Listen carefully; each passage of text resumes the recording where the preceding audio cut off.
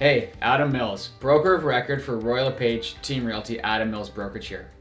During an interview I had with a recent seller, they asked me, what's the benefit of having an open house? I hear they're just so realtors can get leads. I have to say, I hear this from sellers a lot, and I don't disagree with their mindset at all. My logic of an open house is simple.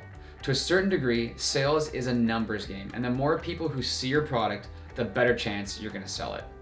That being said, tons of unqualified people walking through your open house are not going to generate any kind of a sale for you either.